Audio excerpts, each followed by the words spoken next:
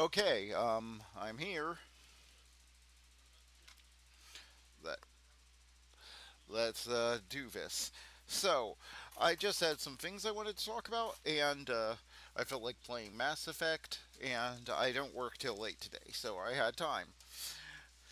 So, anyway, the the one thing I wanted to talk about was this um now if don't take offense to this if you are a video game voice actor, because I have a lot of respect for them. I think they are under recognized. That's why on my non commentary Let's Play of Mass Effect, I did a big intro, like a TV show, highlighting their talents um, to get their names out there. But I don't think them going on a Hollywood style strike that's being urged right now for video games is going to work out for them. And that's why and that's what I'm saying, and that's what I'm saying about all of this is it's like I I just don't see how it's going to work out simply because the situation is different for them in that unlike actors in Hollywood movies, they're not the focal point of the entertainment product. And for one thing, game programmers can find creative ways around using voice actors. Nintendo has done it for decades. There is very little dialogue in Nintendo. There's very little spoken dialogue in Nintendo games. And in a lot of them, the spoken dialogue is just a gibberish with English subtitles. I mean, that's what tends to happen in the Outer Worlds when you encounter something. And and it's and the Outer World. I mean, not the Outer Worlds. No Man's Sky. But yeah, it's one of those things of where yes, Mass Effect is my favorite video game series, and it wouldn't be the same without the great voice cast behind it and everything. But to say that if they were pushed to it, the programmers couldn't find a way around not using American and Canadian voice actors is silly. It's going to be a thing. It's going to backfire, I think, because it's just silly to think that they can't. And I don't think these companies are going to be these massive video game companies. I don't think these massive video game companies are going to be held hostage like that. I really don't. Because are they going to put off an entire product that hundreds of other people have also worked on, just because there's a strike? Or during the time of the strike, are they going to find ways around it? Also, the other thing is Hollywood actors have to be there on set, or they have to be in a set somewhere to be composited.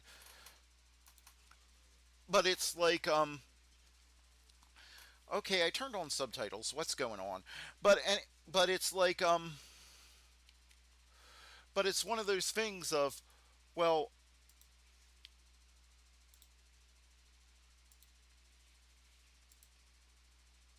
is it going to be, um, is it really going to be that effective? And I don't think so. I don't think it is.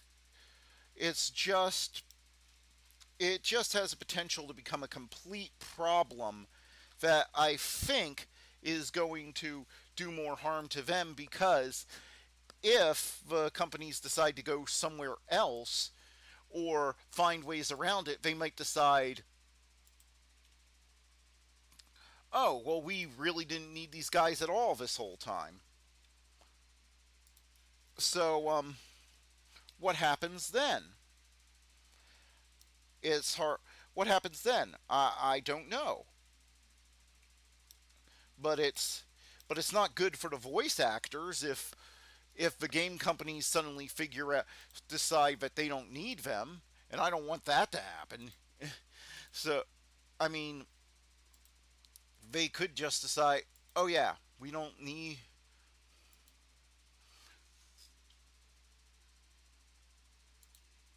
They could just decide, hey, we don't. Yeah, or here's the thing: people can mail in voice performances from all over the world. What if they decide, oh yeah, we'll just do a, we'll just grab our, we'll just get somebody from the UK to, email us their voice performance where they're performing in a studio over there, or even we can even live stream our vocal director from like LA or wherever they're, getting it done, Canada or wherever. That person can live stream with them and give them direction while they perform somewhere else. And since when has the brass ever been honest with the military?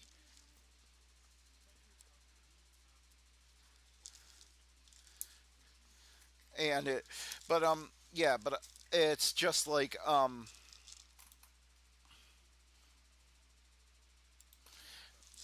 and it's like one of those. It's just something that I just don't understand. I they could get more money, and if they can, good on them. If you can get more money, if you can get more money for your job, good on you. And if they know something I don't and think this is going to work, fine. But I'd be very cautious if I was a union member voting for to go on this strike, because it just it just doesn't seem to me like it has the same chance of success as a Hollywood actors strike, because there's no way the game companies I think are going to tell their programmers, "Oh, just stop programming for the next year." Just stop programming for the next year, and then we'll we'll do and we'll do and we'll just shut it down. But it just doesn't seem possible to me. I mean, there's too much money. There's too much. There's just. I just don't think It's just like there are too many moving pieces, and there are too many ways around it. Between having people perform in other countries where the contracts aren't in place, and all they really have to do is say, whoop, we're incorporated. And if it's a thing of, well, you have to use the union because you're incorporated in this state in the United States, they can always keep most of their program. They can always keep most of their programmers in the United States, but then say, "Whoop, we have a main studio with three whole employees in like Ireland where the union contracts don't matter, and we're calling this our main studio." Oh, that thing that used to be our main studio in like New York or wherever it is in the U.S. Oh yeah, that's just a satellite office. I'm just saying, if they're as hard nosed as the studio executive, if the people running the video game companies are as hard nosed as the studio executives seem to be, they have a lot of options that they could use to make trouble for this and make it long term a bad idea. So I really don't think it's going to help. I really think that there's a real danger about this not helping the voice actors all that much. So, apart from my not wanting to see video games taken off, which I don't think they will be, I mean, let's say you have a video game. Voice acting, I'm not tr- I'm not trying to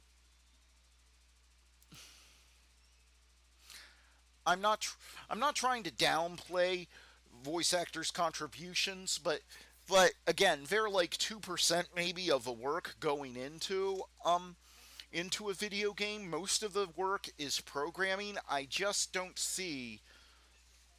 People. I just don't see I just don't see them letting 98% of the work stop for 2%. Now, maybe that will. Now, the flip side is maybe that will play in their favor, unlike Hollywood, where maybe they'll see that, well, let's not throw away all this work just because 2% of the workforce is unhappy. Give let's give them something. Let's let's um let's just give in to their demands and go on. So that could be the flip side of it as far as I see. But knowing how hard nosed a lot of executives are and how they'll stand behind the most boneheaded decisions these days just to stand behind the most boneheaded decisions these days, and it wouldn't surprise me if they use one of these workarounds or even one that I probably haven't thought of since I'm not in the industry. But it but yeah, I would be very cautious. I mean, I know.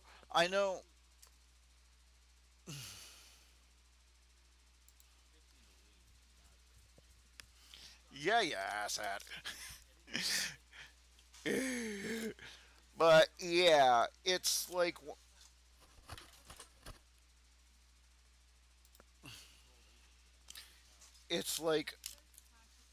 it, it's just like, as somebody who's kind of on their side and thinks that they're under recognized and underpaid. On the one hand, I think they are under recognized and and they seem to be underpaid from what I can tell. But also, I'm not sure a strike is going to solve that. I think it could just make, I think it could just put them in a worse position. And yeah, I really, I'm on their side. That's why I'm just saying that it worries me. I'd like, but and and if you ask me, if there's one area of the video game market that needs to unionize, I'm not pro or anti-union. I'm in the middle. I'm right in the middle. There are some jobs I've worked where I've been like, yeah, this place really needs a union. And then there are other jobs I've worked in my life where I'm like, union would ruin this place, and it would probably drive the employer out of business. So,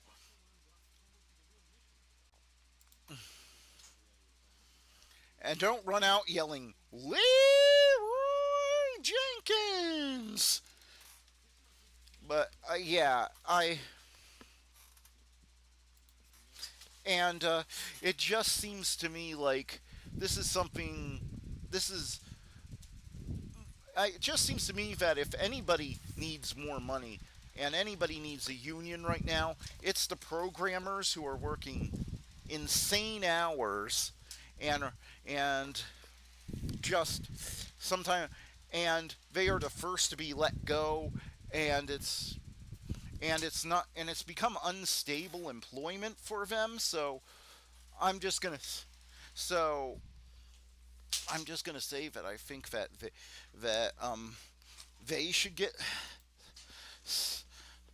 they should get some. If anybody needs a union, it's them. But I'm just saying that I think that would be more effective. Now, if they could get the programmers to start programmers in multiple companies to form a union, one union that represents all these companies, and if they could do that and they could get the programmers union to go on strike with them, then they'd have something. But I really think the executives will just say, they I'm just afraid the executives will just say, do something, find some way around it. Can't you have like, can't you have the fantasy creatures in this speak their own gibberish language that's just sound effects that have no human input in them, and then just have subtitles tell you what it says? A lot of indie games already do stuff like that. So it's not like there isn't the example out there for them to see and go, hey, and then we don't have to pay these guys at all. I think I think one of the answers though is to stop giving people like Kevin Spacey who aren't even voice actors and seeing paychecks to come on video games. Well, I think Kevin Spacey shouldn't be getting paychecks anyway. He should be in prison, but that's beside the point. Um, but yeah, it's it's just but it's like if you'd stop using Hollywood people and just using voice actors, then the voice actor then there'd be more money to go around for the voice actors, and the voice actors are always giving the best for and the professional voice actors are always giving the best performances in the games anyway, are always giving the best performances in the games anyway. So it's not like you'd be losing anything. And what's more, every time I see a Hollywood actor doing a voice in a video game, I think that this is an example of video games and their inferiority complex, which doesn't belong in. But they seem to have, but a lot of video game companies seem to have this inferiority complex when it comes to comparing themselves with movies. I mean, they seem to think that the more they are like movies, the better. And to me, that's exactly the wrong way to go about it. Video games are their own storytelling art form, just like novels. A novelist doesn't say, "Oh, my novel, it's worthless. I need to make it like a movie. I need to I need to pay a Hollywood actor $15 million so that I can put him on the cover of my book. I'm not saying that that wouldn't help a book sell more copies, but you don't see novelists or painters or composers or people with other art forms having this inferiority complex where they compare themselves to another art form and go like, "Oh, I need to be okayed by those people. I need to be more like them so I can show that I'm more that show how cool I am." And it or something like that, yeah, these people are valid. I'm not valid, so I need to pay one of them to come on to make my work valid. That's what I feel like it is. I also feel like that's why you have such long cutscenes in some games. Like for instance, the long cutscenes the long and here's the thing, I grew up with Square Enix games and everything, but I much prefer their PlayStation output where the size of the disc limited them to like doing 30 seconds to a minute cutscenes at a time at the most, because I feel like since they've gotten the unlimited space, they felt an inferiority to movies, and I feel like that was always there in that in that they were in that in that around the time the Final Fantasy movie came out, it really showed that they wanted to be a movie studio because they considered movies a legitimate art form, and and they didn't really consider they didn't really consider their games as being as legit as that, so they made longer and longer cutscenes. They made longer and longer cutscenes and shorter gameplay. And by King, what turned me off Kingdom Hearts 3 when I tried to play it was just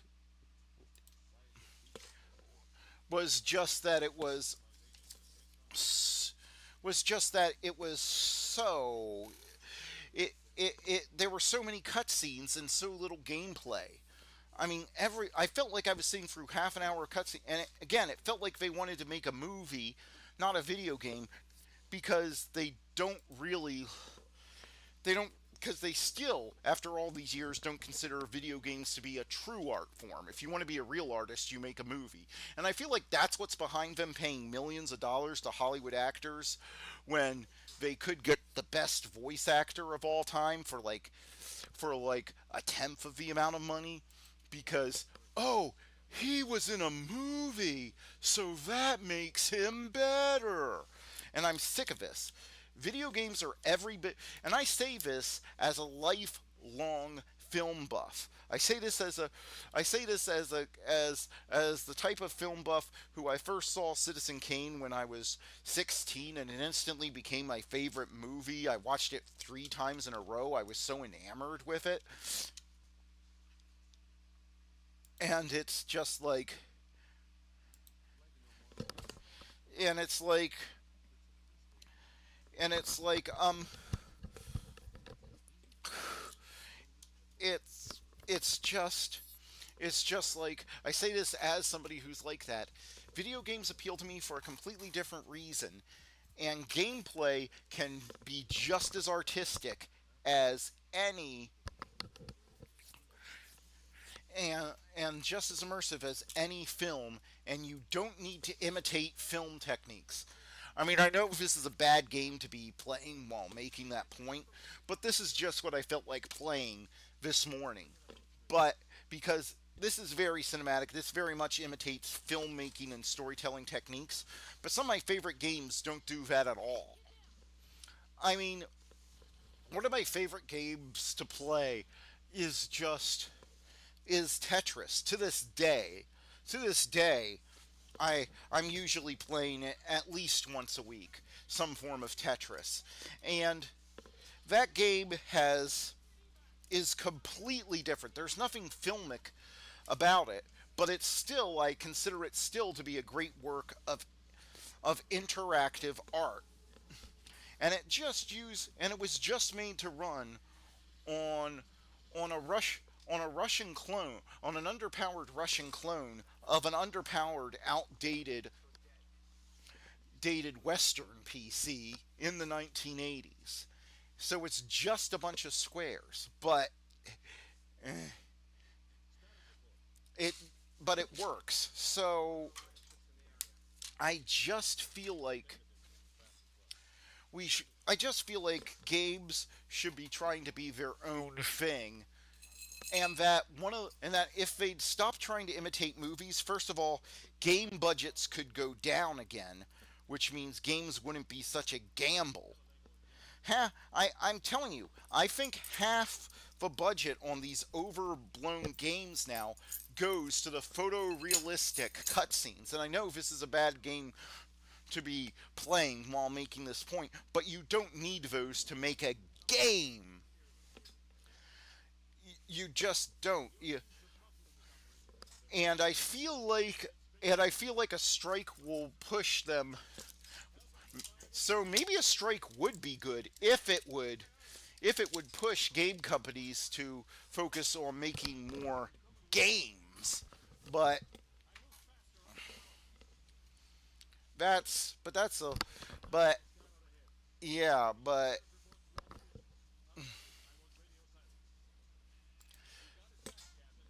it's like one of those things of where I think it's kind of complicated, and it's like one of those things that I think is going to come back to make trouble. I just don't think it's going to work out all that well. I just think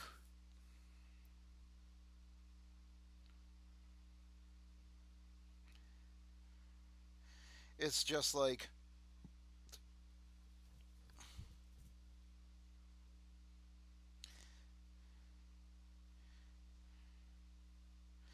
and it's just I don't know. I I don't know. I hope it works out for the voice actors, but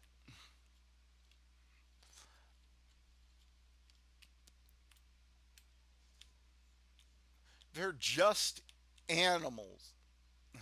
Animals. I'm not going to shoot them no matter how much the game tells me to. Hmm. Why does it become a slideshow all of a sudden? Alright, I'm aware it's becoming a bit of a slideshow. I'm not sure why.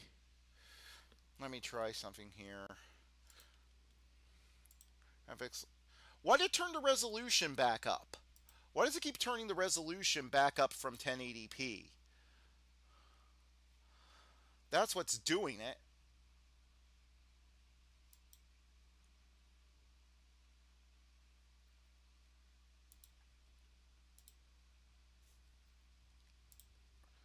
Okay, it's at 1080p. Let's see if this. Okay, yeah, that's running. Okay, game, keep it at 1080p. Oh, I forgot. I forgot they changed the use key to space bar just like the other games. I guess I can't take that because I'm on because of this new game plus. But yeah, okay, that's working. But I don't know why. You saw I turned it down. Ugh, I turned it.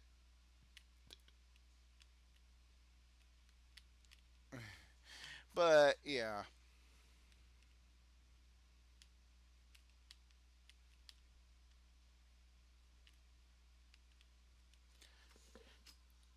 Hey,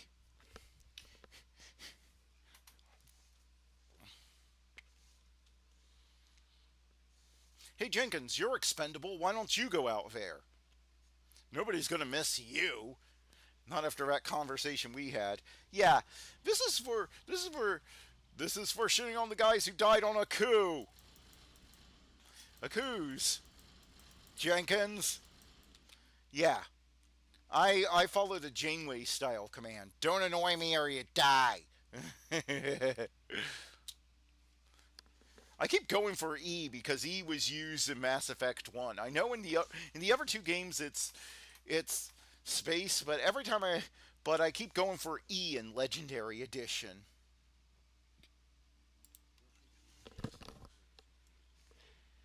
I will shove him out into space. Nude if possible. All right, let me see. Do I need to let's see what can I Oh, good night. I have to redo his whole thing. I have to spend all his points. Yeah, I want him on decryptions that have somebody who has decryption all the way leveled up as fast as you can. That's a no-brainer.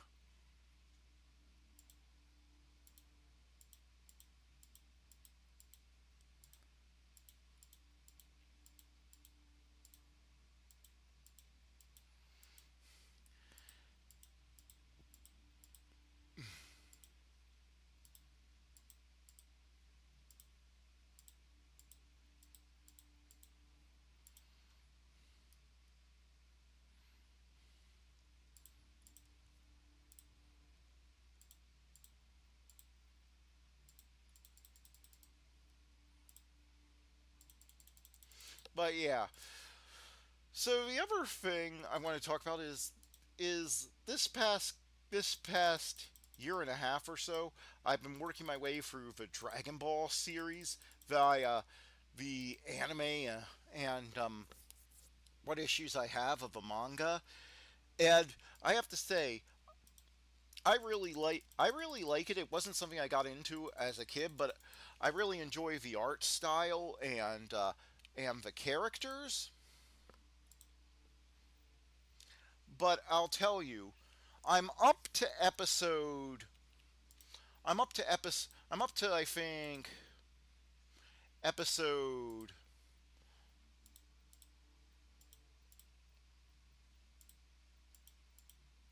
I think it's 190 of Z, and I fought. I fought. And here's the thing.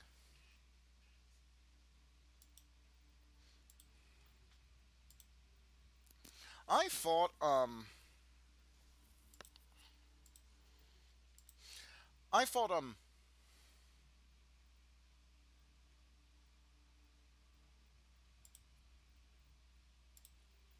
Oh wait, I've got the wrong thing.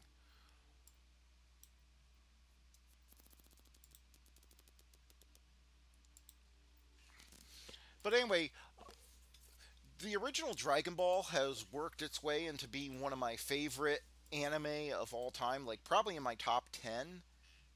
However, And I like the way Z started out. However,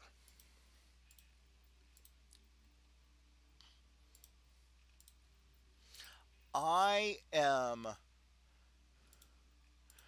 not liking. I am on episode like 190 of Z, and good night. This putrid Cell arc is just going on and on and on. Has anybody else gotten to that point with any anime? It's like the worst paced arc in all of anime history, I would say. It's just it's just so badly done. It's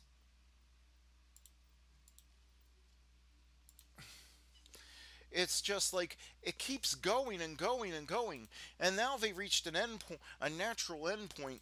Goku is dead again, as if dead means anything in Dragon Ball anymore. But and it feels like it reached a natural end point, only to have Cell come back for the most, and it's like the most like convoluted explanation I've ever heard for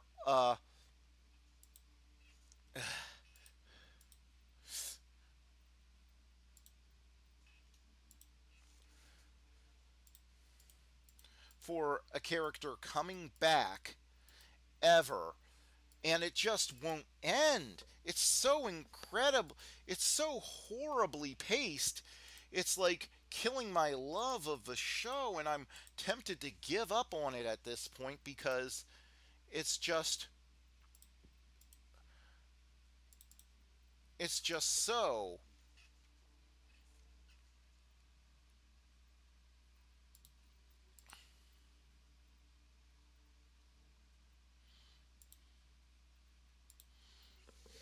it's just so like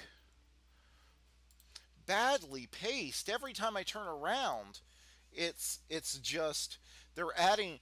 It's just going on, and it's just like, is it just me, or could this have been?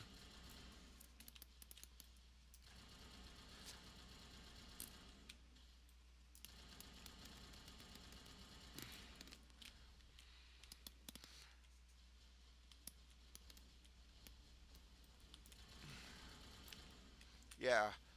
Um.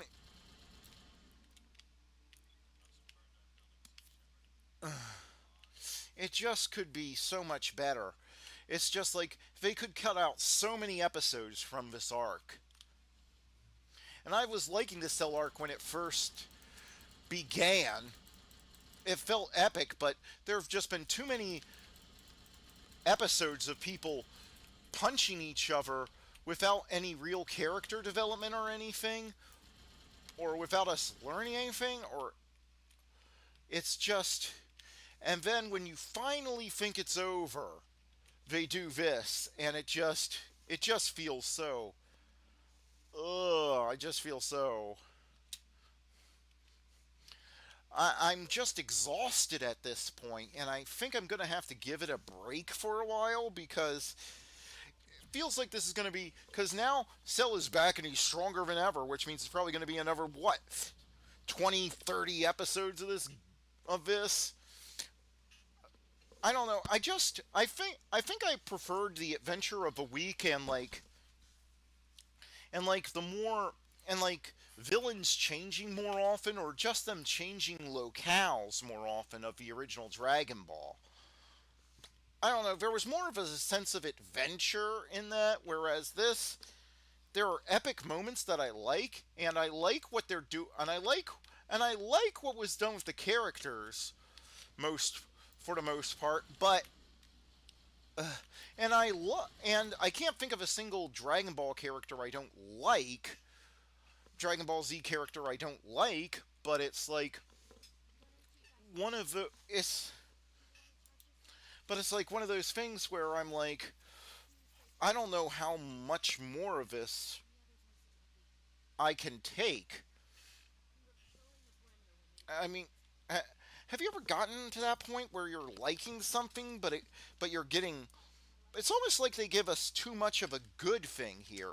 And and I would just rather, have something a little more. I I I'd rather have I'd rather have fewer. I feel like for instance they could have condensed Goku fighting Cell into like one or two episodes. Then they could have had Gohan fight him one one maybe two episodes at the most. Blow him then have Cell blow himself up, then bring himself back. Then maybe I would be able to tolerate it, but I mean, we even had to waste episodes on.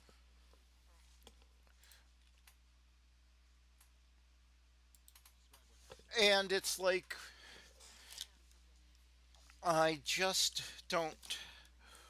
I just don't know. It's like one of those things of like,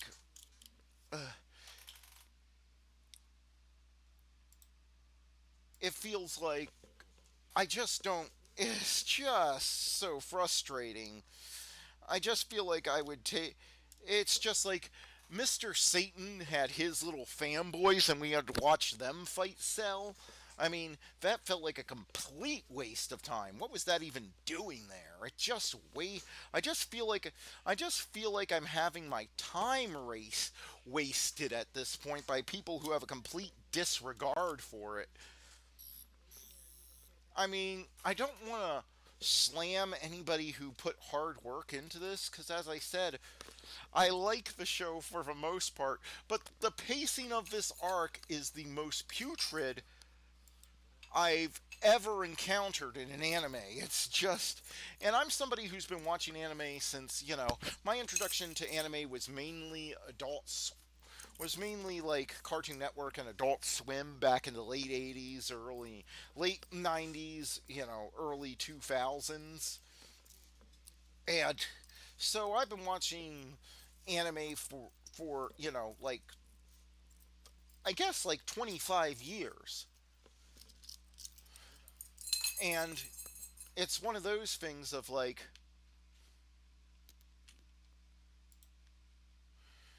I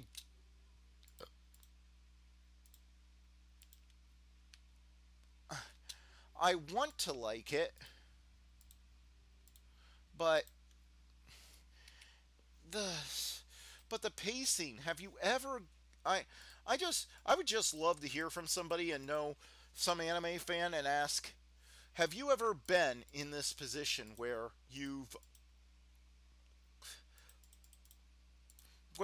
loved something and then the pacing just killed it for you? And it doesn't even have to be anime. I mean, anything.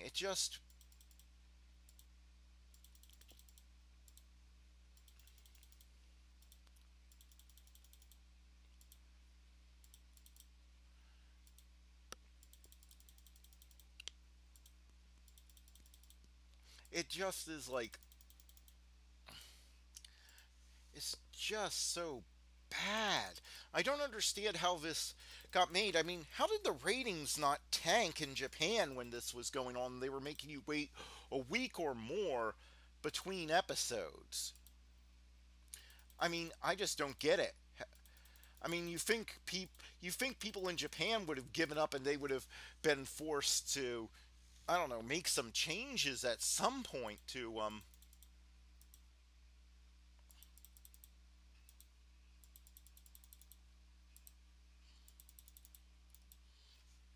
keep people from tuning out. But I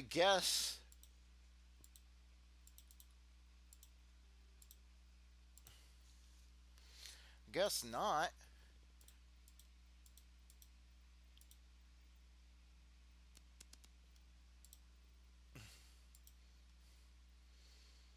I, I know I probably would have.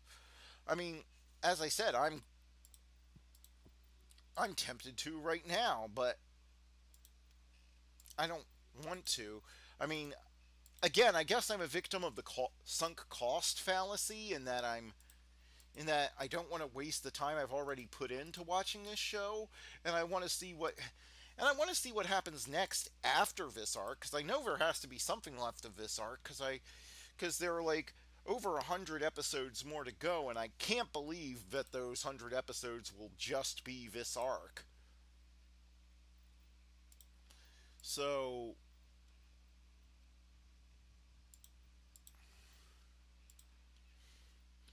so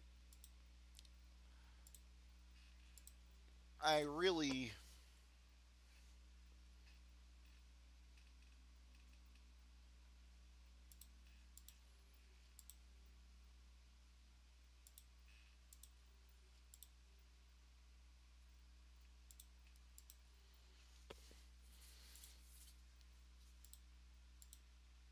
and it's just like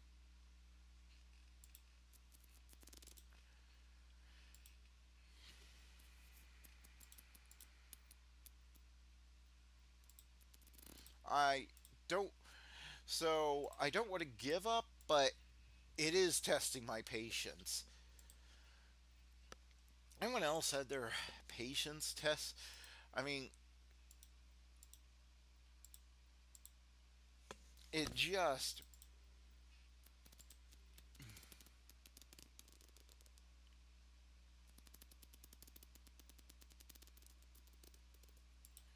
it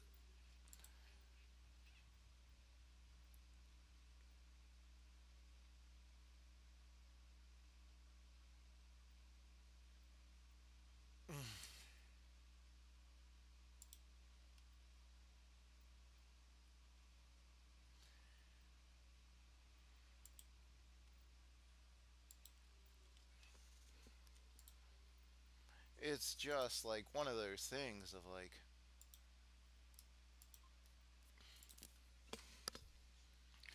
but the other thing I thought interesting to talk about is that, oh wait, this is the way I came with it. I got turned around from grabbing that stuff, and it's just like the other thing I wanted to talk about was briefly was I was reading the Bible, the whole thing with Ahab and Jezebel, and it just struck me that Ahab's whole problem where he started killing the prophets and stuff, because because his wife told him to. It was probably just a slippery slope. It shows the dangers of a slippery slope. Like the marriage, given the geopolitical things happening in the world at the time, the marriage alliance that made Jezebel Ahab's wife made sense at the time, but I guess it shows why you're supposed to put your faith in God and not things like military alliance. Why are you shooting a rock? Why are you shooting a rock? A, you're supposed to be a super highly trained commando. Why are you shooting a rock? But it's like they start out with that one good intention, and it probably. And here's the thing: the whole Jezebel taking over and then basically killing all the prophets probably started as just her asking him for like a shrine or something for her gods, and he didn't want to seem too judgmental. So, and then before, and I'm just saying. So, okay, here's something that's always bugged me since the first time I played this is is why do you keep asking everyone about Nihilus when you're in radio contact with him? And that's just what struck me, is that it's definitely a warning against the slippery slope of just you don't even want to start on any sort of sim, because it may seem like you're just avoiding conflict at the time, and avoiding conflict is good, right? But it can also just lead you down a path that you didn't even see coming, and before you know it, you're having all the prophets executed. And and don't get me wrong, Ahab was no peach either.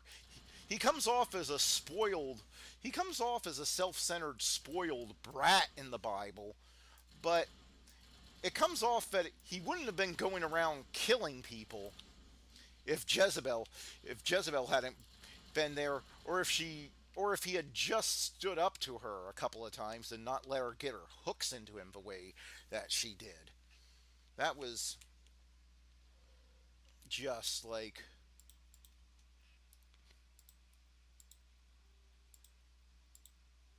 take the heavy armor human because Liara might be able to use that. Nope. Sorry about that. They changed what the use key was, Caden. They changed the use key.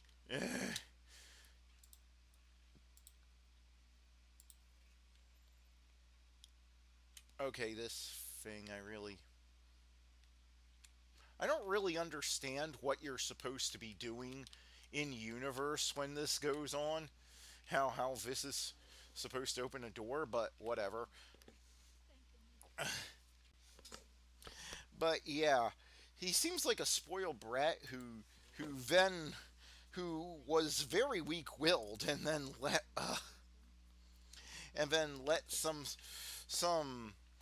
and then let his foreign bride get her hooks into him, and I'm guessing this is an example of why we're not supposed to marry unbelievers. It's not because God is Father God is some sort of racist or anything. It's just that he knows how easy it is to backslide into sin.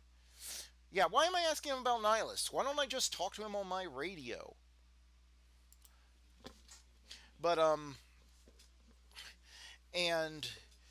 and he knows the easiest way to backslide is to get into a domestic situation where, in order to keep the peace, you'll just go along, and before you know it, you're executing prophets for really no reason other than saying, yeah, for saying human sacrifice is wrong.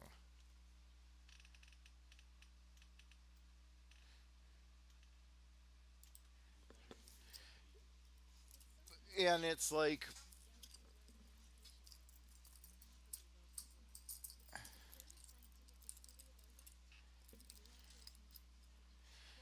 and it's just,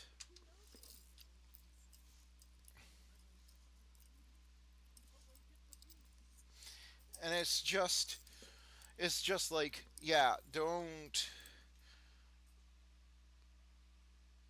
do that.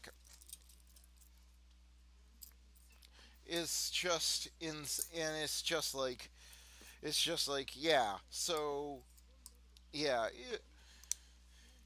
and it just didn't end well. And then there's the point where, and before you, and you're, and then at some point your wife is getting thrown off a balcony and eaten by dogs. So I guess don't go down that route. I guess is the general point.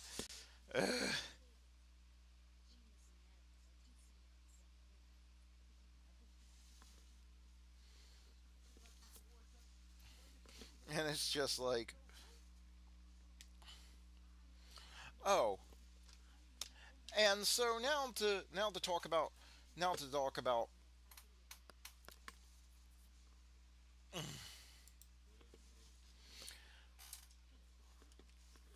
now uh, now can we just ask what is going on with Disney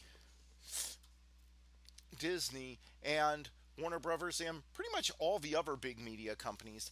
I think they've lost the plot. There seems to be, I don't know. It seems like they're all in financial trouble and they're all doing stupid things to get out of it. Like Disney, I know what they think. They think that if they can get cable users to switch to, you know, ESPN Plus, they'll do it. They'll make a ton. They'll make more money in the end. You know, but here's the problem: is as far as I can tell, there are a lot more problems with streaming video on the internet than there are with, and I know it makes no sense because I think it's all the same cables, but for some reason, you're more likely to have your internet go out while you're streaming a video than when you're watching cable TV. So I really don't think sports fans are going to start streaming sporting events. Also, so I really don't think sports fans are going to switch to ca- are are going to are going to switch to streaming sporting events simply because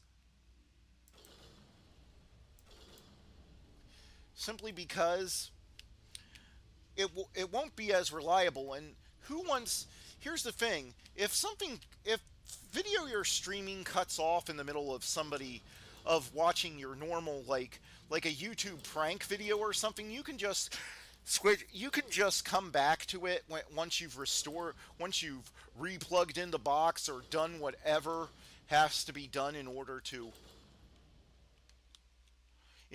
make it work in order to make it work in order to make it work.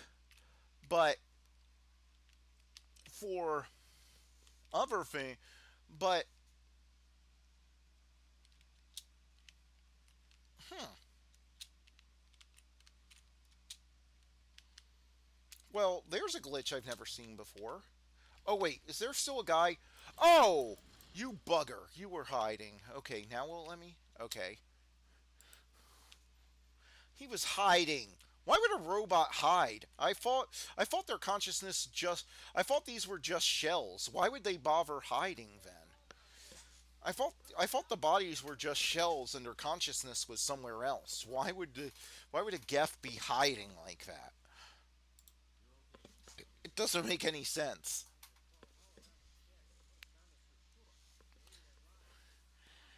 You mean it's all over?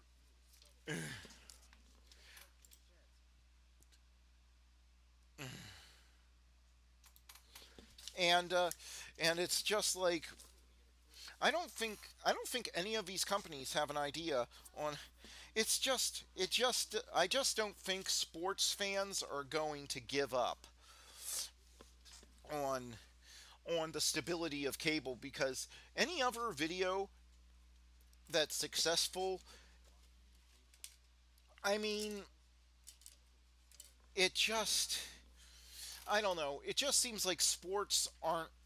It just seems like I just don't not sure streaming is ready to carry sporting events, simply because the sheer number of people who will be it dwarfs pretty much anything. Even the biggest live stream events, it dwarfs. I mean, you look at the giant live stream events that have been held on Twitch or YouTube or anywhere else, and they're minuscule. And we're talking about an infrastructure that the day that when Zack Snyder, I, it took me 2 days to watch the Snyder cut of of Justice League, and that's something that I don't even know how many fans there were of it, but so many people were tuned in the day that it came out that that it kept crashing, and that was a pre-recorded stream coming in. Imagine, and there will probably be 10 times if they ever, like shift the Super Bowl to streaming or something. There'll probably be like 10 times the number of people who were watching, 10, 20, 30 times the number of people. And the infrastructure will somehow have to hold up for that, and I don't think it's there yet. So I don't think Disney's plan in 5 to 10 years, when internet infrastructure is much better and there are more options for it, and and you don't have, like where I am, you have Comcast due to them paying out, you know, paying out the nose to get a local monopoly. eh, trying to get a monopoly where I am. And so if you don't like their service, tough luck. You're going to have more options than that, and it's going to have to be more stable, because sports fans are not going to put up with. Remember, anybody else remember hearing about the Heidi Bowl, where NBC mistakenly cut out the end of a professional football game, like the last 2 minutes of a professional football game, airing their movie version of Heidi. And but they got angry calls. There were government hearings about it, and the whole nature of of NFL contracts changed, with the networks changed after that, because nobody wanted that to happen again. Can you imagine if can you imagine if they shift if Disney gets its way and sports just go to being a direct consumer streaming affair? Just when it crashes, and it will crash during a big sporting event. It will crash during some big sporting event. When that happens, it's going to be a bloodbath. All the angry calls. They won't be able to handle the tens of millions of angry calls coming in. The internet, the ISPs, and Disney will take the brunt of it for pushing. Disney and probably Amazon will take the brunt of it, and neither company will be in a very good position after that, because it's going to be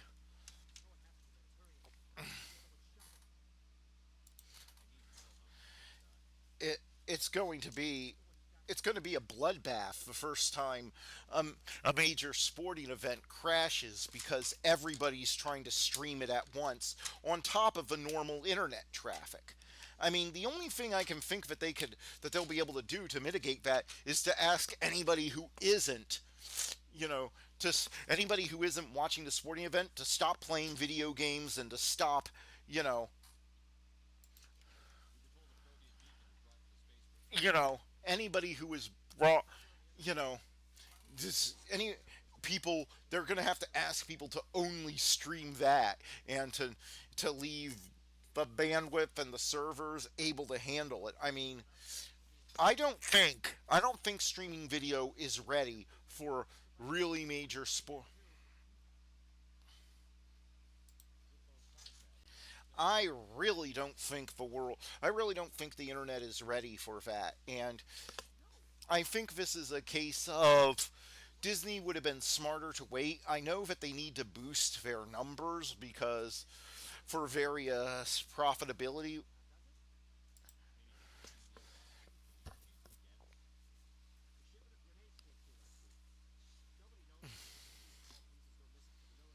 and it's like, I just don't see it working.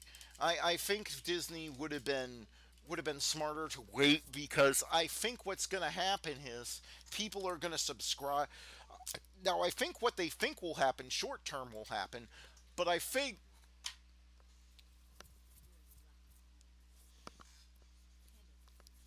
but it will but it's going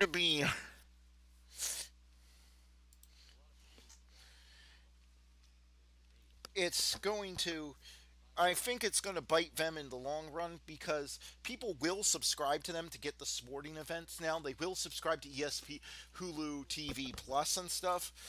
But the first time there's a major sporting event on there that and something crashes, they're going to blame Disney, not their cable provider, because Disney is the one who told them to sign up. Even if it's the infrastructure from Comcast or whoever their local ISP is that does the failure. That's not how the average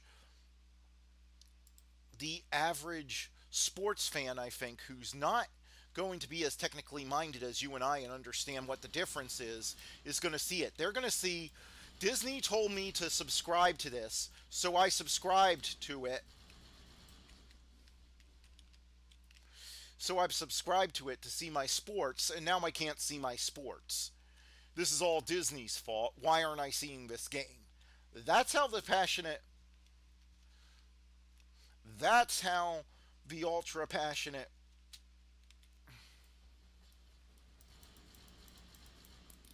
sports fan is going to be, I think.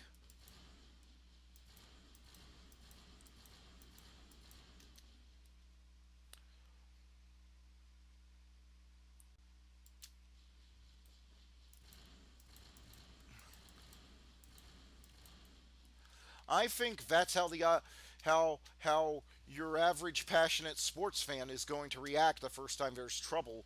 And so now Disney is signing themselves up for all that PR trouble for a short-term financial gain.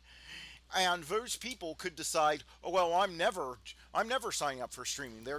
They might decide that they're just going to cancel their Hulu Plus after that, and they're never going to give it a second chance because they don't understand how technology, how the infrastructure can be improved, or because there are going to be a lot of them who are older and not tech heads.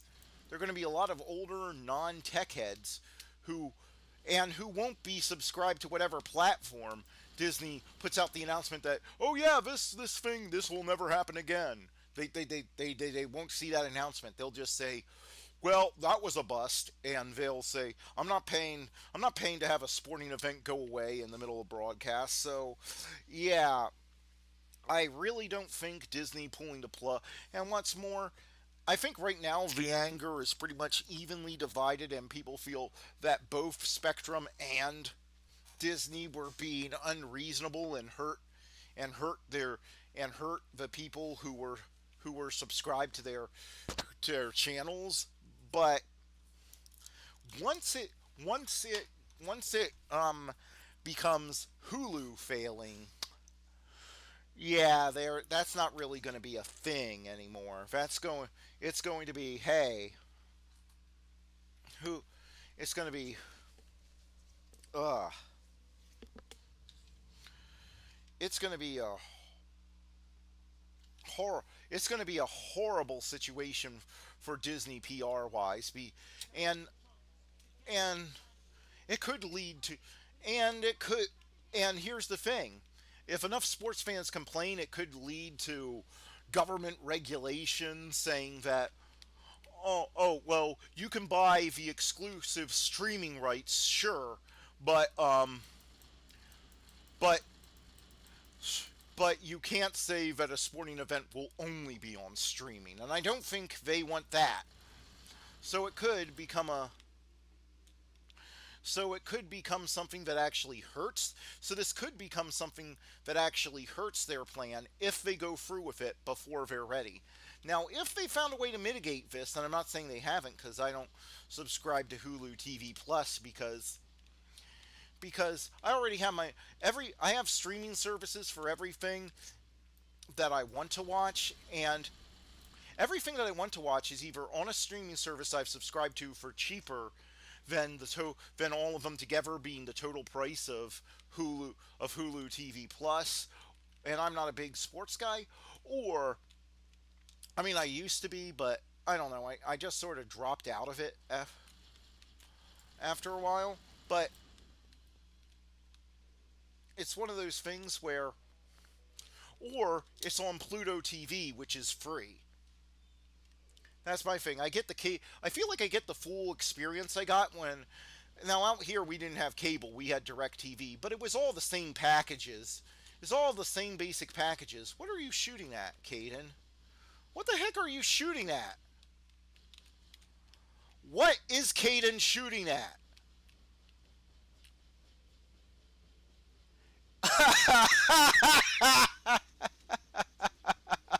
What is he doing? There's nothing there. Okay, he finally had to stop to reload. Caden, are you okay? Did your mother drink while pregnant?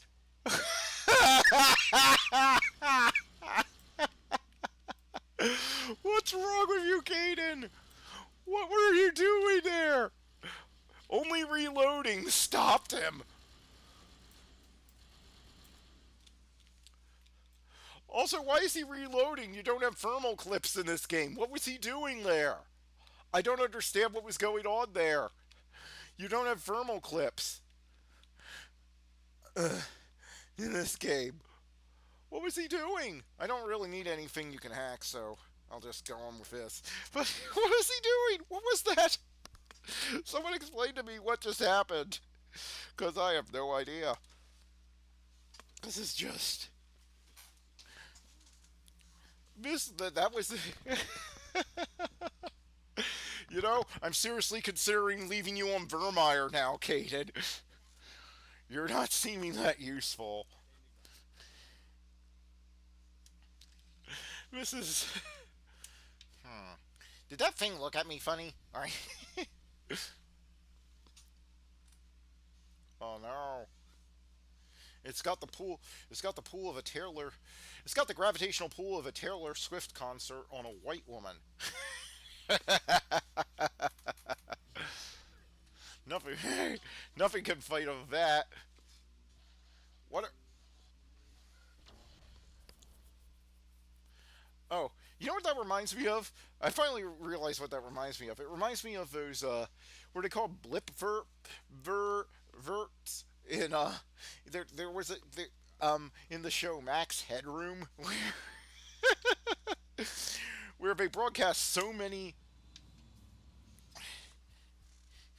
where they you know did so much stuff where they put so much information into one like 30-second ad, so many images that actually blew up the viewer's head. But the advertisers really didn't seem to care. E- Even though, here's the thing: the consumer has to be alive after they see your ad for your ad to mean anything. Otherwise, it's just a waste of money. How did this not occur to you guys? It just seems to me like killing your customers is counterintuitive since as of right now there's no way for customers to spend money after they're dead. I'm sure they're working on a way with AI to do that because all these corporations would love to have perpetual customers. Or maybe a way that that your subscription services can never be canceled, so you have to pay even after you're dead, and your relatives like have to get jobs to pay for like Netflix subscriptions.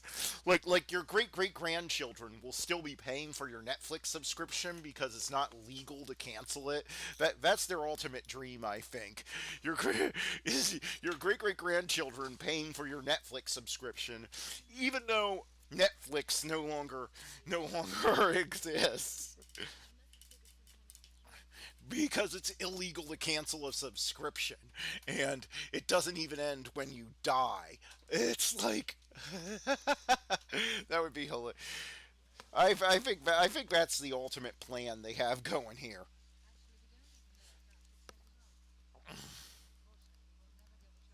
I think that's their ultimate plan. And I and it's like I have a feeling that that's the end goal. That's the end game. We're going to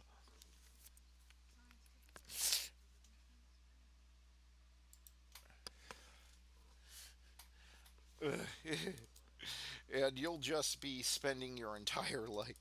And they'll have to take out a loan on their house because by that point Netflix will cost $50,000 a month, and they'll only be like Stranger Things season 500 and there'll only be Stranger Things season 500 and some show about drag queens. That'll be the entire content of Netflix by that point. And they'll still try to convince you it's they'll still try to convince you it's a value.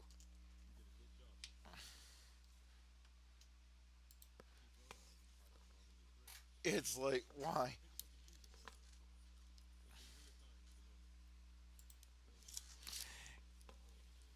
And it'll be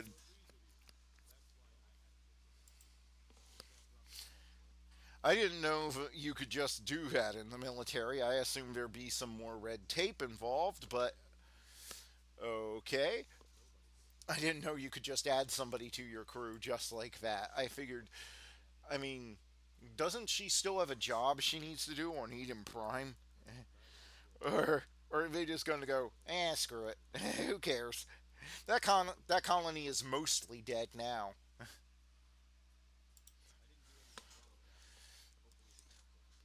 It's like, good night.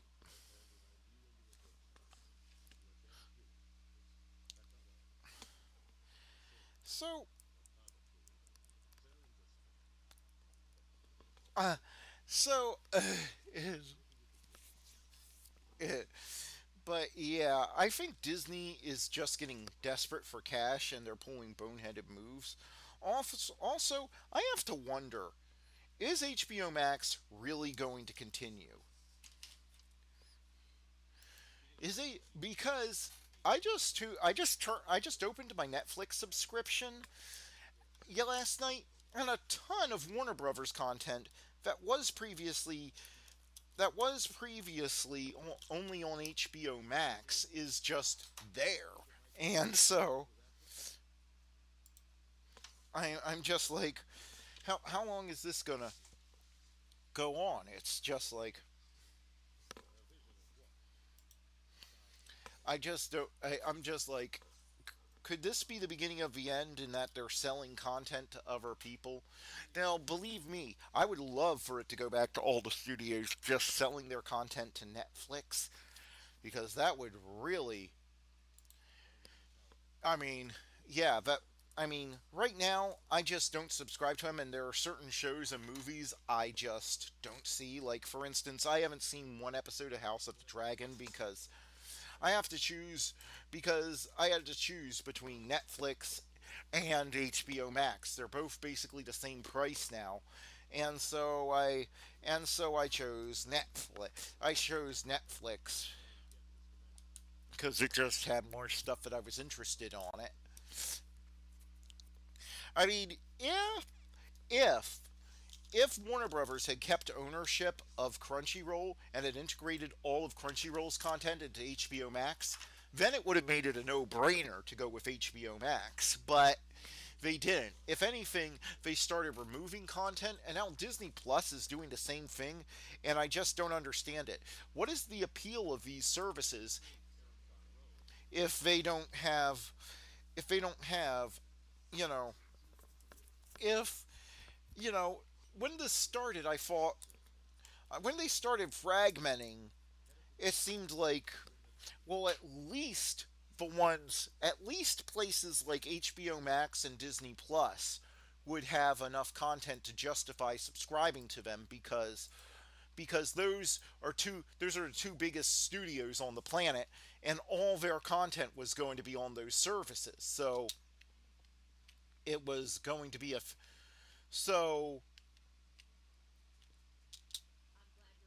so it could have been so that was the selling point. But now that a bunch of their content is no longer there, I have to wonder what's the point. I now that they're selling content, now I mean started removing content, and it's either not there or it's going to like Netflix or Tubi or something. So I have to wonder what's the point. Of course, the real what's the point streaming network has to be Paramount Plus. I only have that because I only have that because someone in my family used to work at Walmart and they worked at it long enough that they got Walmart benefits for life. And one of the benefits of Walmart is a free Walmart Plus membership, comes with which comes with free Paramount Plus. But I'm like, what even is this streaming platform? It's like when I was getting Peacock free with my Xfinity. I was like, okay, this is an okay little thing to come with something I'm already paying for. I already have to pay for, but what on earth is this? I mean, I mean, come on, Pete. I mean, come on. What even is this? It's like there are like free shows on there, and one of them is just The Office, and that show is going to be 20 years old soon. And yet and that seems to be all the. And whenever I see an ad for a Peacock, it seems to just be clips of The Office. Whenever I see an ad for Paramount Plus, it just seems to be, oh, we got Mission Impossible movies that you can buy, that you can get the DVDs of for like for like dollar 25 at Dollar Tree, and oh, we got all these new trash Star Trek series that are utterly trash that nobody wants to watch. It's like I don't understand why Peacock and Paramount Plus are their own thing when there's nothing on them to watch. Besides, I mean, the thing that I watch most on Paramount Plus is Andy Griffith, and that's only because they took Andy Griffith away from Netflix and Amazon. But there is also, but if I lost Paramount Plus, there is still a station that streams Andy Griffith, the entire series of Andy Griffith, 24/7 on Pluto. So I could still get it for free. I just don't get the point. And Andy Griffith is like a 60-year-old show. Yet that's what I spend more time streaming than anything else because it's the highest quality thing they have on Paramount Plus. And I mean that. The highest quality thing they have is 60-year-old reruns of a sitcom. It's like, what? I just feel like there's more money to be made by like selling those shows to Netflix or somebody or Amazon than there is to, you know, anything else they're doing. I mean, who is going to buy all this? Who is going to buy this stuff? I don't understand.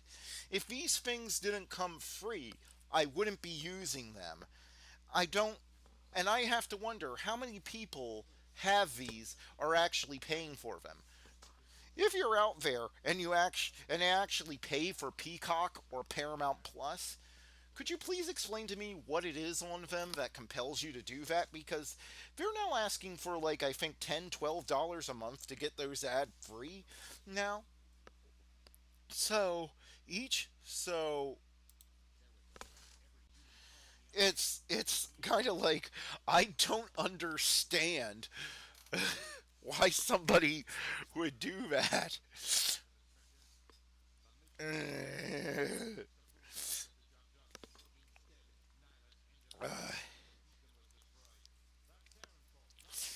I mean, at least Netflix still has some good exclusive shows like if you haven't watched it, Lost in Space may be my favorite sci-fi show from the past 20 years. It's definitely my favorite since Farscape ended. I'll say that. I Netflix's Lost in Space manages to be a really intense, exciting show while also while also being a family show. It never goes beyond a TV PG, and that TV PG actually means something. It's similar in content to Star Trek Next Generation, only there isn't the odd weird episode where they go to Ryza and you have all the right and you have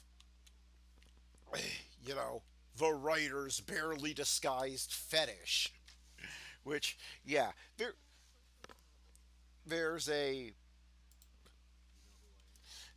I mean, that was the low point of any season of Star Trek. Whenever they go to Ryza, because that's all it was. It was just about the writers showing off weird their weird fetishes or making or turning or turning Worf into a terrorist for some reason. I'm afraid this planet might be attacked, so I'm going to save it by attacking this planet. What? Anybody else? I forget the name of that episode, but anybody else remember that episode of Deep Space Nine? Back in the day, I was recording every episode of Deep Space Nine, and I think that was the only episode of that season that was so bad. I just recorded over it the next week, and nobody in my family complained. Nobody noticed that I had done that. But I rewound the tape and before setting the time recorder the next week and just recorded over it because that episode was so bad, and it was like the worst kind of character assassination on Worf. And it had like and they invented this weird Bajoran thing where as part of breaking up, you have like and it's something that doesn't seem very Bajoran because Bajorans always seemed very uptight about personal stuff, but then all of a sudden, what you have a ton, you have like weird freaky sex in public, and that's part of a breakup. Like what? It's like again, I feel like every time I go to Ryza, I feel like I'm watching the writers fetishes on display, and it's not fun. It's not fun at all. They think they're being silly, but they're not. It's like, for instance, I think Patrick Stewart wanted to try and beat William Shatner for shirt off stuff. So every time they go to Ryza in the next generation, he's like, his shirt is either open or he doesn't have one. And he's like going on archaeological digs without a shirt and stuff. It's like, what was going on? Well, there's my man Garrus. Garrus! Well, he's everybody's man. Garrus, my bud! Finally. How about the fact that he's obviously creepy? He's obviously creepy as creepier than a Bond villain. Bond villain. He's everything he says, even when he's talking to a friend, sounds like a threat. I mean, you saw that right in the cutscene. Even when he was trying to trick Nihilus into thinking he was his friend, he still sounded creepy. Like you would think if there was one time where you try not to sound suspicious, it would be that when you're trying to get somebody to turn their back on you so you can assassinate them. But I guess he had other ideas because he doesn't know how. I don't think Nihilus knows how to say anything without it sounding like a threat. Yes, I would like some coffee. Thank you. That's that's Saren. That's Saren right there. That's him. That's him. I would I would like some coffee, thank you.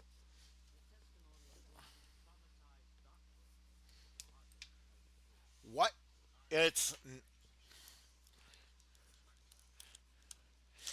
you have an eyewitness. You. The justice system is real messed up in this galaxy. If there's one thing I would like, they need like an actual constitution. It's like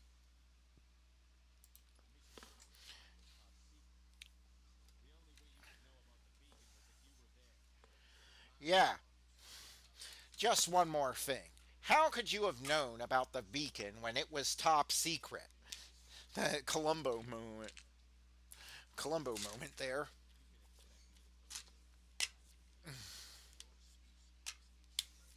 It's like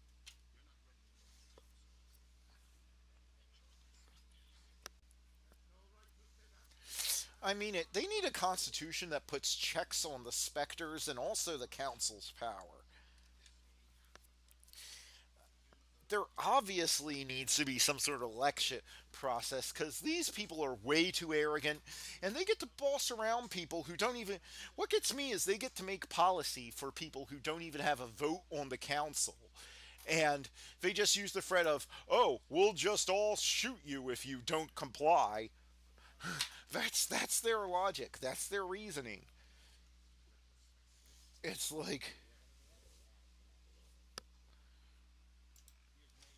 It's like there really needs to be a top-down reorganization after the Reaper War here because this just doesn't work.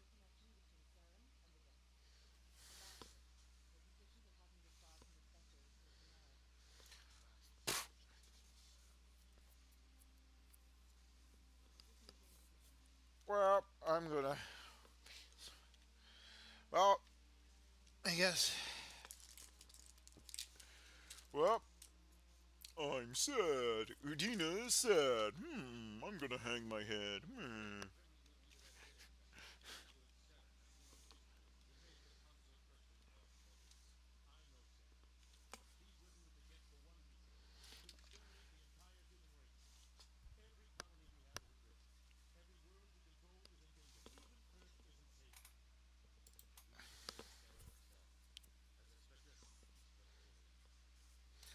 What if he were to meet with an unfortunate accident? I know a guy who can cut his brakes for 20K. Just get the mob on it. They'll have him out of the way.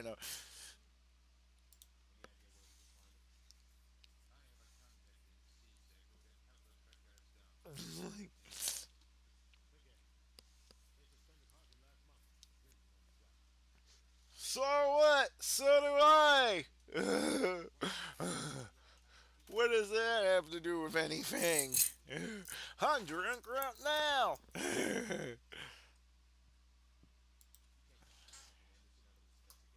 I don't like this at all. Right? What's happening? I don't know.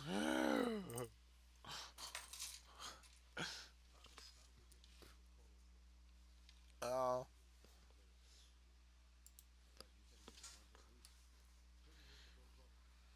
I guess. Well, I guess. Yeah.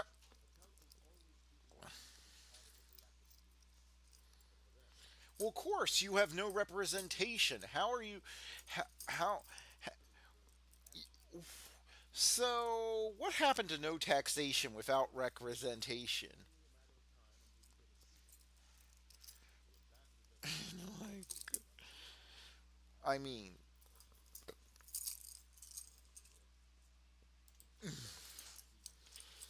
because they're pushing us around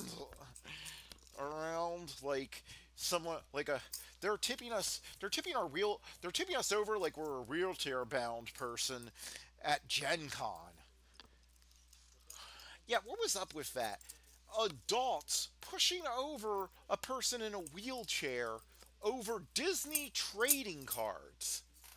For crying out loud. Disney fans are the worst.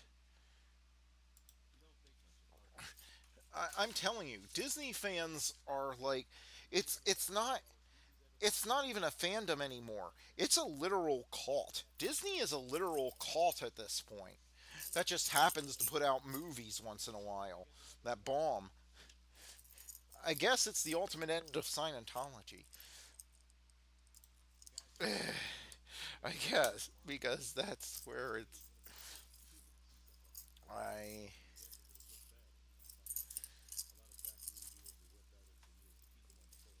and it's just like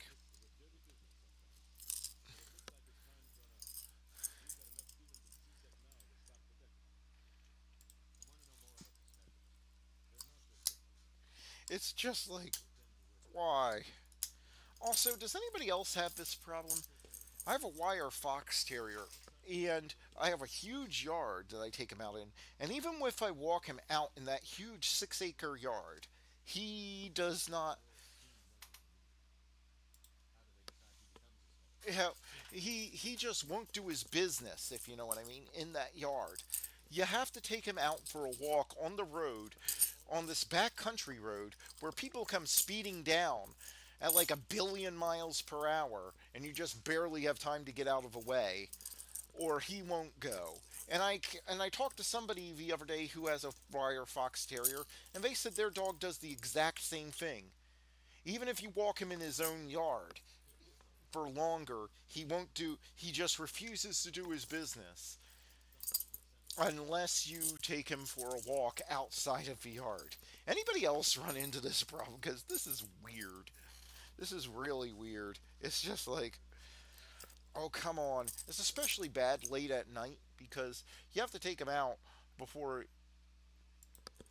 before it goes, before, before you go to bed, like at 11 at night, or you'll find a mess in the living room.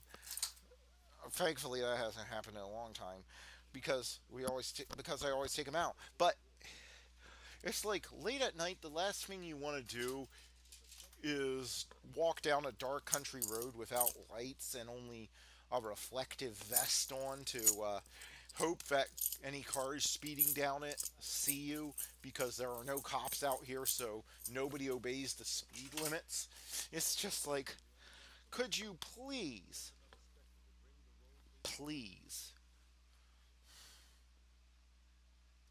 just.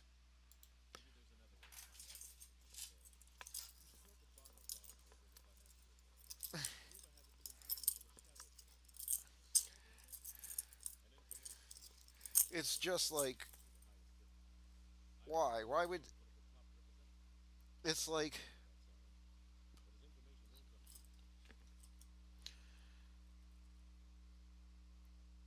It's just like, why? I think I can persuade him. I do have a gun. But it's just good night.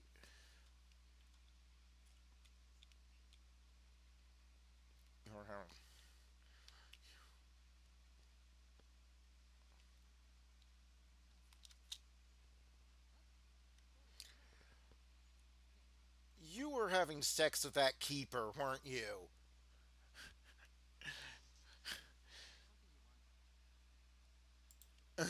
You pervert. You real perv. You better believe that in real life there would be people with a keeper fetish, and they'd have these weird online groups.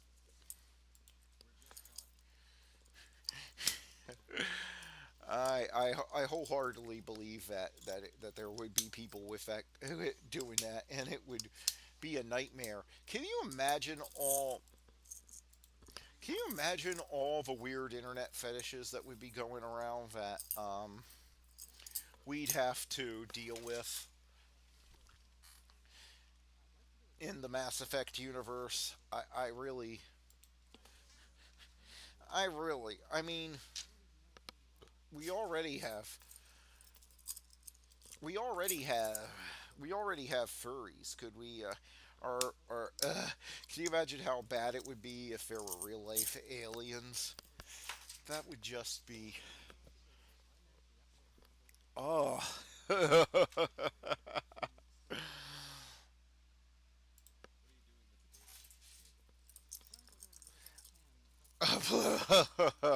You might not want an answer to that question, as per my previous comments.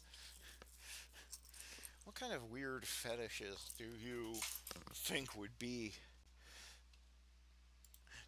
What kind of weird fetishes do you think would exist in a Mass Effect universe? I know I know Elcor dicks would probably have a huge following. Good night. Because come on, you gotta imagine that would be a thing. Oh, good night. Oh, good night. The amount of search terms and hashtags there would be on any given porn site to narrow everything down would just be like, ugh. I think I just made myself feel a little sick thinking about this. It's like, hello, little keeper. Like, yeah, it's gonna hit a button near you to get some experience points. Not that it'll matter. It takes so many experience points to level up on a new game plus. I'm not sure it'll even happen once during this playthrough. Oh, good night. There'd probably be bolus porn. I know there'd be bolus porn. Oh no. Oh no. Nobody wants bolus. I don't think anybody wants bolus porn to become a thing. Do you?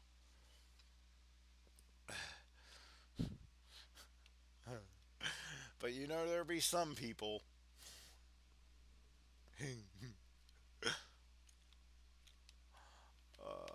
night. I don't know why people complained about the elevators. I thought it was an immersive way to put in the loading screens to avoid the loading screens, and I like the conversations you had on them. I don't think it I don't think they ever deserve the hate. Every review I ever saw complained about them, but but I but then when the first time I played through the game on my Xbox 360, I didn't have a problem with them.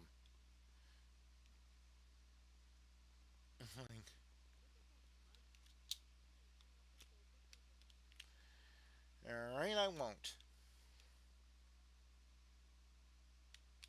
I'll just go and look for something to shoot.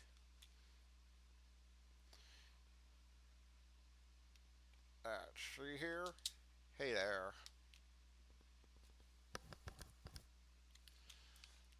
I'll just go. So instead of disturbing the keepers, I'm going to shoot things. Is that what you wanted? No wonder the crime rate is so high.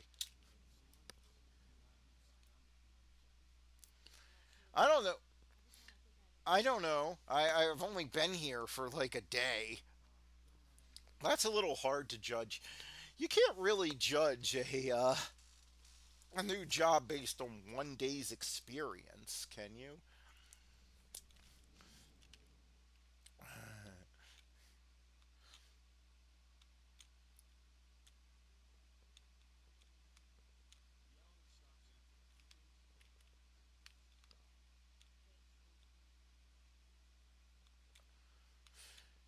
Oddly enough, that's the one conversation you overhear in the whole of the Mass Effect trilogy that doesn't really seem to lead to anything.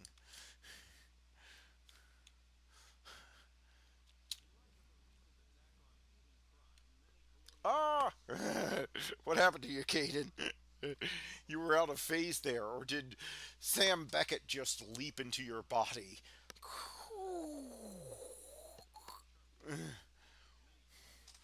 Uh, why don't we put some military on them?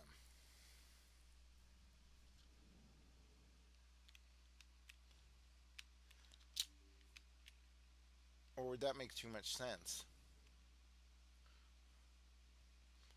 Keeper! There you go.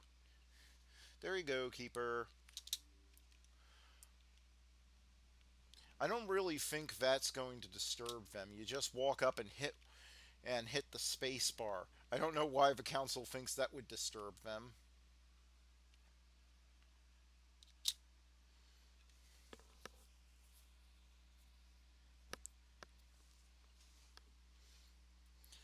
I don't.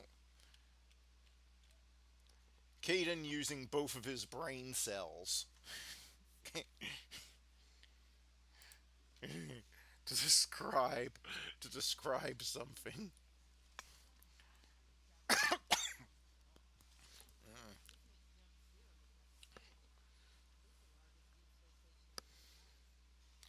Well, that wasn't Jump Zero just a military base, and isn't this a whole city in space? Well, I wouldn't say it represents them since they don't get a vote and they're not elected. So, yeah, how can you call that representative?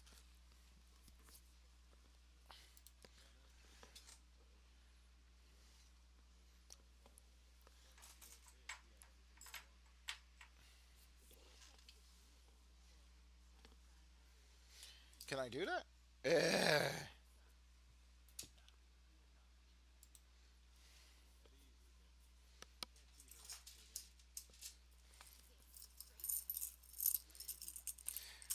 Yeah, you look too much like a man. What? Chan. Just like in real life, there's only one decent, unbiased reporter in the whole of the galaxy who actually does their job.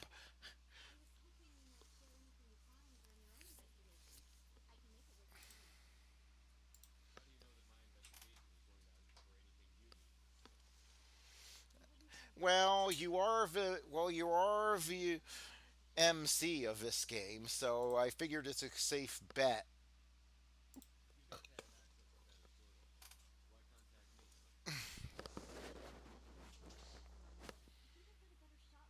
Again, because you're the main character, it's clear you're wearing better body armor than anyone else here. It's like, it's like, yeah. Well, yep. So how is that actually going to do anything?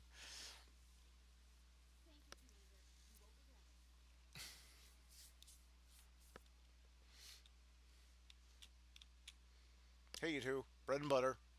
You're supposed to say bread and butter if I walk between you. Come on. Hey, hey guys. Yeehaw.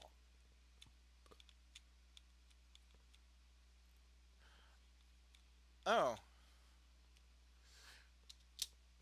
sounds like me the last time I tried to return something. Oh, great. It's annoying McMannoying. Maybe I can get him killed. Maybe I can get him killed in game two.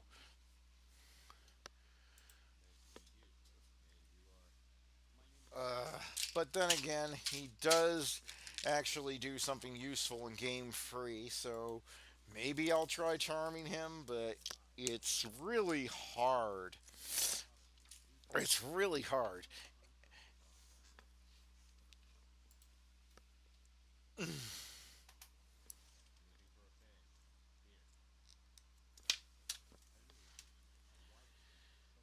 There's no way he's ever touched a woman, let alone gotten married.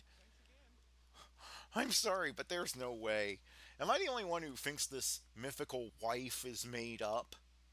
I mean, he claims he left her in the second game, but I don't think she. But I think that's just an excuse to explain her absence because I don't think she ever existed. I really don't.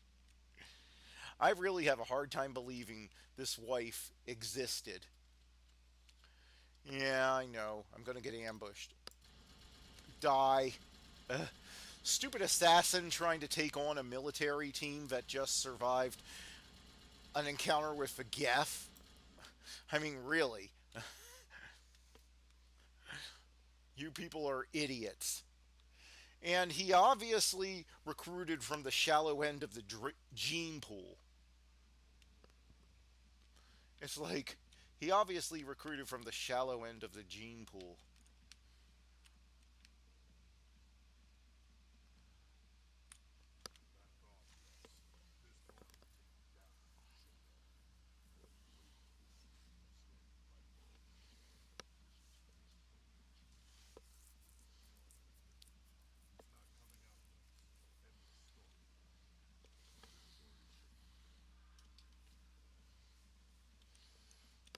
Wait.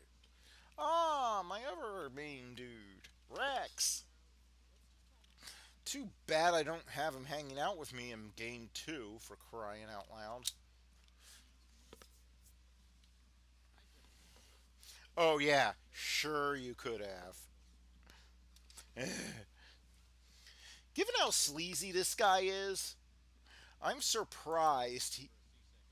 I'm surprised. I'm just shocked he isn't one of those stolen valor guys who lies about getting the Medal of Honor in Grenada or something.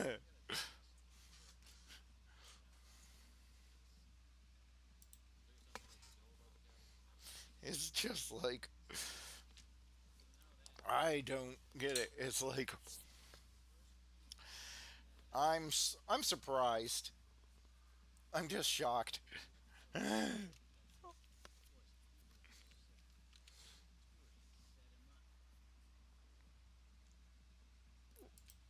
This is completely off topic. Okay, thank you. Could you stay on point? Could you stay on topic next time? Fine. Idiot. I'm really hoping that he's one of the CSEC people who got cacked when the at the end of this game. I really hope. I really hope because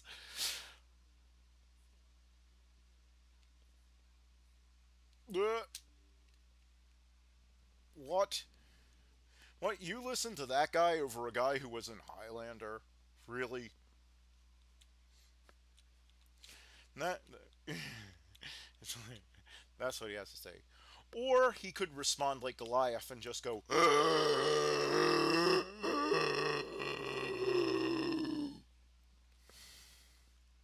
That's what this game was missing. A scene with Keith David going doing that big Goliath gasp.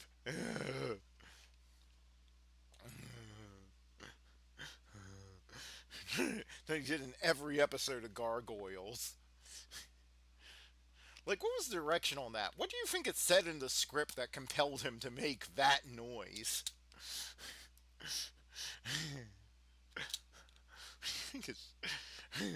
I'd really like to know.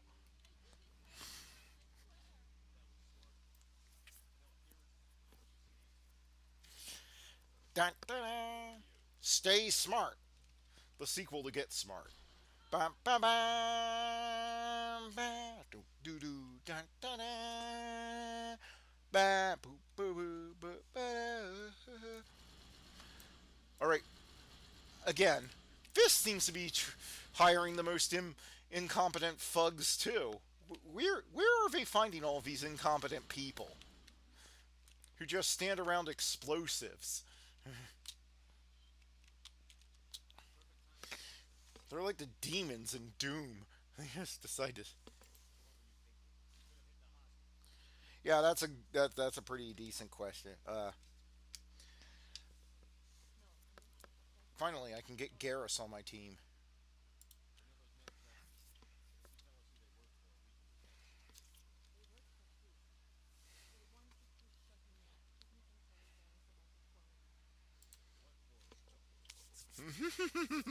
What Quarian he says.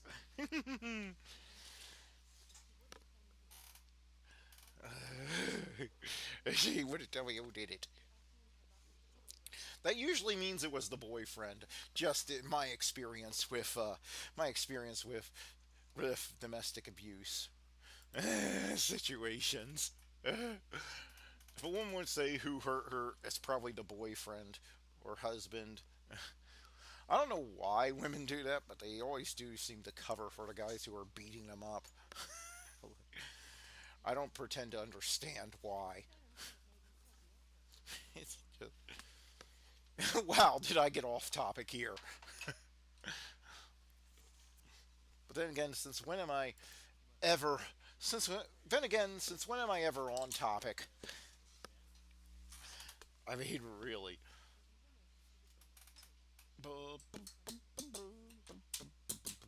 Oh, here's a question I have for anyone out there.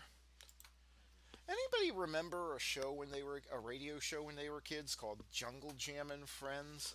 I remember it being pretty funny, but I can't find anything of it on the internet. It just seems to be vanishing. I had a bunch of tapes tapes of it when I was a kid, but I listened to them so many times they all snapped, and now I can't find anywhere where it's for sale or even anybody who put up a torrent of it. I mean, at least Adventures Honesty has an app.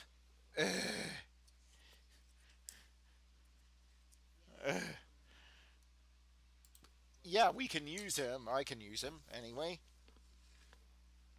Oh, oh.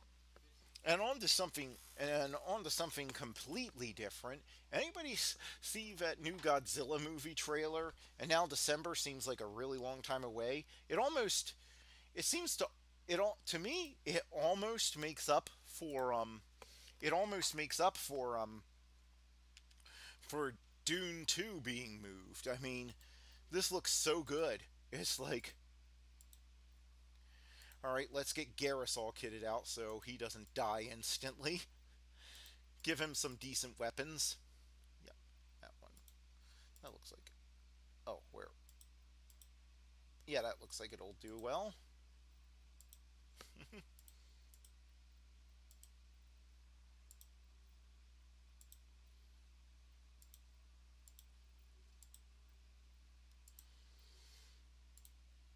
And it's like, yeah, that movie. It looks like it's going to be amazing. There are only that. I think that the Spy X Family movie and the Napoleon movie are pretty much the only Thanks to this strike, are pretty much the only movies this year I have left to look forward to that look like something I'll enjoy. Dune 2 was at the top of the list, but Warner Brothers ruined that for me. Thanks a lot. And I don't even know if moving the movie was really that good an idea anyway. Yeah, it's just like,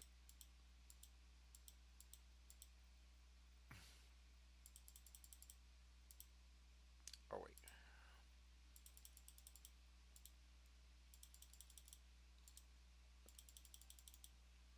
yep, I get it.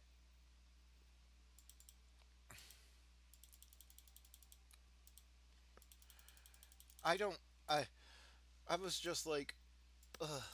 I mean, now it's going to have to compete with all the other summer blockbusters, and the first movie didn't do all that well. I was really shocked when I found out they we were actually getting part two. I really wanted part two, but I didn't think it was going to happen because there is no way that first movie made a profit. It must have lost Warner Brothers money once the profits were split with theaters. So I don't understand why they. I mean, from a business standpoint. I mean, from a fan standpoint, I'm really happy that we're getting part two. But I'm like, and the real chance it had was that nothing else was coming out. So I was like, okay, so now it stands a chance because it's the only thing it has to compete with is the Marvels. It's so, but now it's going to be competing with a dozen other movies that were pushed back to the same time frame, and I just don't get how that's going to be a good idea. I just don't think it's a good idea. And plus, November seems like the perfect time for that movie to be coming out. Eh, eh, I don't know. I guess as a fan, I wanted to see it sooner, and just as a just as a just and also from a business standpoint, I just think it would have done better where it was. So why move it? I guess because they don't have anything else to release next summer now. But I maybe they figure Barbie will still be in theaters and still be making them money, so they don't want it competing with that since Barbie is on track. It could become the most successful movie of all time because there's nothing to compete with it, and they could keep it in theaters forever. And I think women especially will keep going back to see it again and again, and especially little girls will be like, oh, I want to see Barbie movie again. And there'll be a bunch that haven't seen it yet. There is a possibility that Barbie could become the most successful film of all time. I'm not saying that it will happen, I'm just saying that possibility is on the cards. I mean, I think there are markets it still hasn't opened in, so yeah, there's a chance that we could be living in a world where the most successful film of all time is about a plastic doll. That's that is the weird timeline to be living in. That is a weird. We are in the weirdest timeline.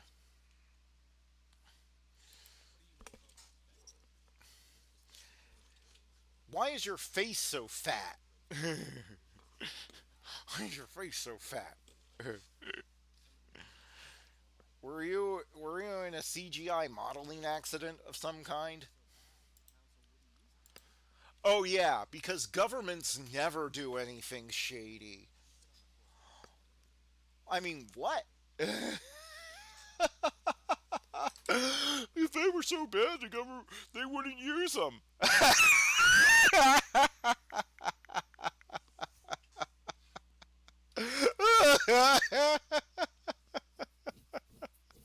I'm sorry, but that has to be the most naive thing I've ever said, and I'm never speaking to you again because you obviously know nothing. You know nothing of value. There's no reason to speak to you. Ugh. Ugh. Oh great. Oh great.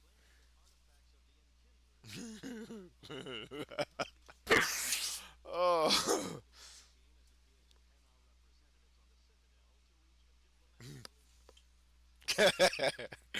Oh. I'm sorry, but it's just hilarious. Sorry, but that makes me laugh. The idea that a government wouldn't use shady people. Oh, what on earth just happened with? Boy, the camera did something weird there. Did anybody else see that weird camera move there? I'm not sure what caused it, but uh, that was odd. Do you even have handcuffs for a Krogan? Do Krogan handcuffs even exist? How big would those have to be?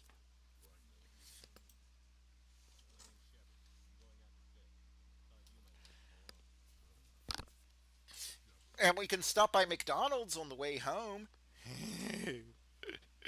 If we can stop by McDonald's on the way home. Well, I won't be doing that for a while. This diet, boy.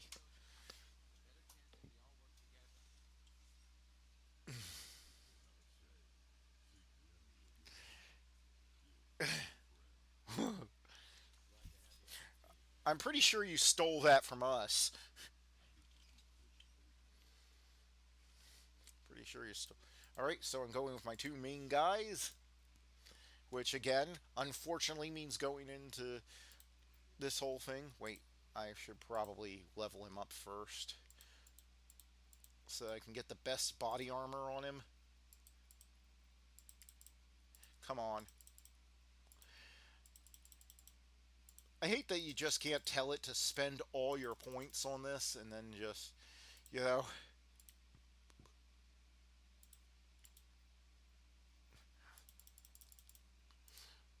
quickly do it.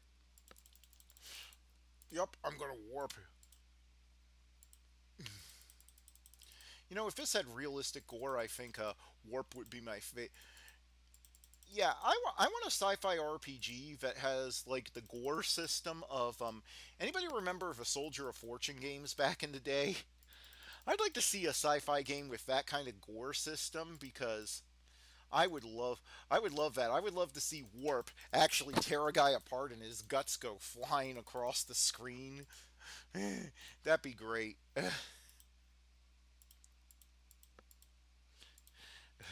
Anybody else anybody else would anybody else pay for that? I mean, that's what they could add to that. That's if they wanted to immediately give something new to Mass Effect 4 that would guarantee I'd give it a shot. Add a gore system. I grew up in the 90s, so I'm kind of sick that way, but yeah, add a gore system. That'll do it for me at least.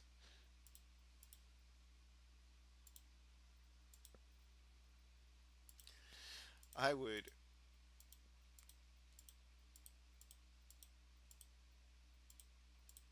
have gore. Let's see, are there any good sniper rifles left? Not really. Where's the good sniper rifles are gone. Ah, there's a decent one.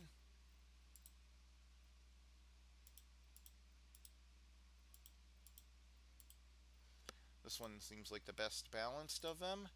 Now I just have to find some deep. Oh, I don't. Do I not have any? Oh, here's some good Krogan armor. Good. Alright. Now I can go. Take care of it. And taking care of business every day. Taking care of business every way. Bum, bum, bum, bum, bum, bum. Pretty soon, YouTube's copyright system is going to get so strict that that you'll get a strike and your channel deleted instantly for that for that for singing a 40-year-old song off tune.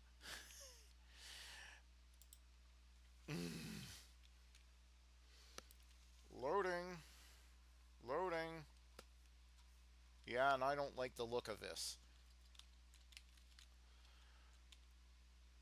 Shoot anything that moves. Especially that one dancer who I owe money. One dancer I owe money. Oh, wait.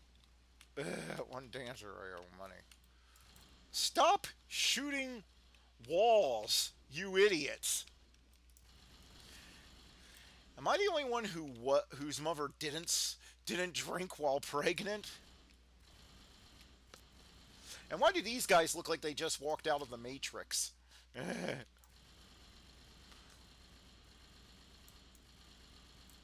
Yep, that's what you get, Program Battle Master. Weren't such a battle master, I gotta say. Oh, come on. I'm trying to walk around this table and it keeps making me. That's what I hate about the cover system in these early Gears of War clones is they have a tendency to do stuff like that, where they just grab you on when you're trying to walk past something and force you to take cover when you shouldn't.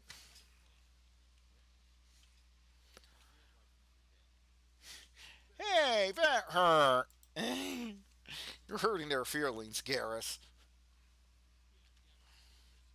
Yeah, I know. I did, but I'm not dying for him. There are a lot of people I like, but I'm not about to take a bullet for. I mean, for instance, I like my current boss, but I'm pretty sure I wouldn't take on the military for him. Oh, interesting programming thing. These these turrets are just the Gef rocket launcher things with that just are crowded that just have their movement controls removed. They just put some boxes around them so they couldn't move. And yeah, they just put some Gef. They're not real turrets. And if there weren't objects they couldn't move through all around them, they'd be moving. Their AI would be telling them to move and attack you. that's that's something interesting I learned recently. They're just uh, they're just little Gef. Not nobody, not no how. Not no. Reminds me of that guy who talked about that was supposed to be that guy who said nobody sees the wizard. Not nobody, not know how. You endangered my waifu. Now you pay.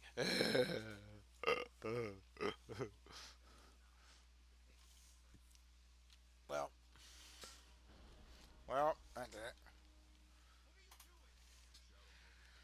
And I told you that at the beginning, so you shouldn't be shocked that I did it. He told, he told, yeah, he told you he was going to do it. So why are any of you shocked? Oh, yeah. So why are any of you shocked at all? I forget if anything important's in here. Oh, nothing. Great. Thanks a lot. That was a waste of time. Also, I hate having use and run be the same button. I can't be the only one who prefers Mass Effect 1's control scheme where use, run, and cover aren't the same buttons. But then they changed it to what they did in the other games in the Legendary Edition, so I'm kind of stuck with that. Yeah, that's what you get. I mean, we killed everybody else going in here. Why did you think you could stop us exactly? Mass Effect has some of the most loyal thugs I have ever encountered. That's all I can say. I mean, this guy. Just run! Or just throw down your gun, you idiot. See, it only took me about a minute to take out all of you. And your boss is already dead, so who is paying you at this point?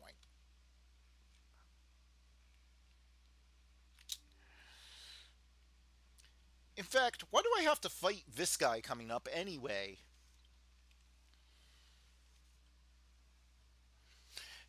I mean, couldn't I just shout, oh yeah, Fist is dead, so you're not going to get paid, and aren't you a mercenary?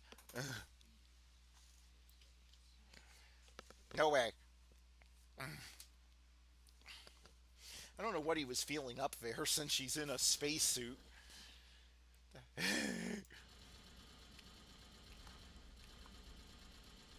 Yeah, want to die? Again, why are you willing to risk your life for nothing at this point? You're risking your life for nothing. There.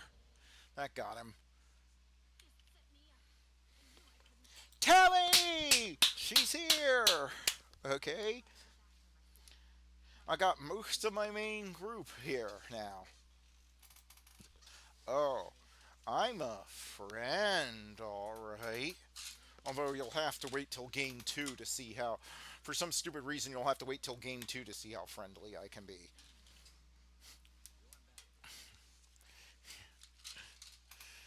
Yeah, I probably will. And again. Or he doesn't care.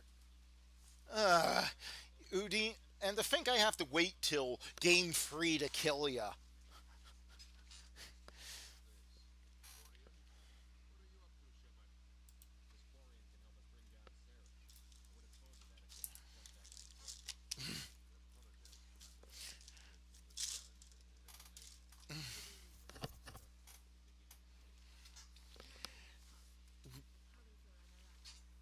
And I got her in my crew. And yeah, we'll bang, okay?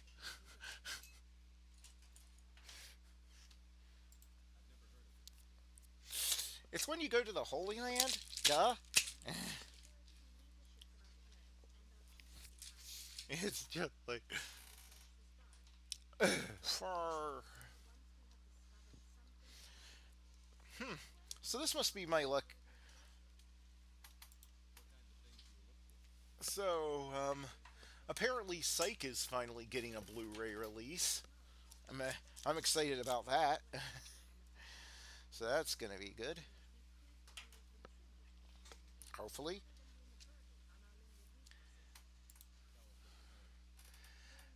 I found evidence that Saren. I found evidence that Saren is a shoplifter. That's not exactly helpful.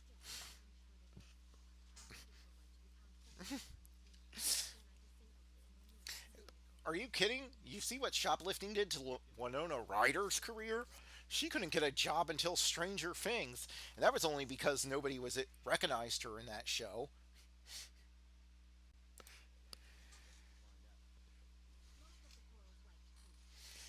Like,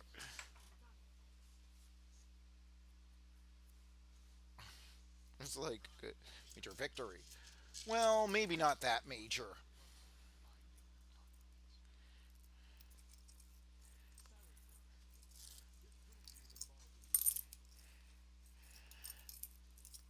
All right.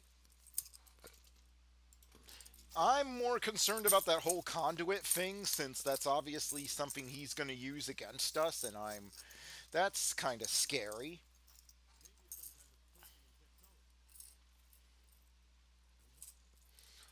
Weapon, weapon, weapon, weapon, weapon. Weapons. Boom, boom, boom, boom, boom, boom, boom, weapon. Pum, pum.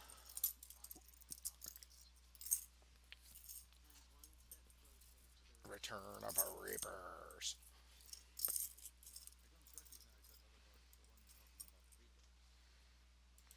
Sounds like I should probably keep like Rolodex listing all the alien threats that that could kill all life in the galaxy.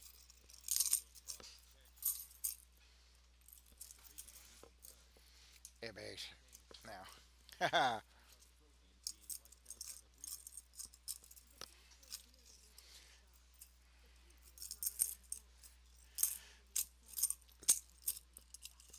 Good night.